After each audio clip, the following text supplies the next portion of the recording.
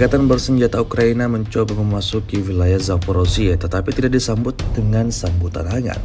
Mereka justru mendapatkan serangan mematikan dari kubu Moskow. Rekamannya ramai beredar di media sosial Telegram pada Senin 16 September 2024.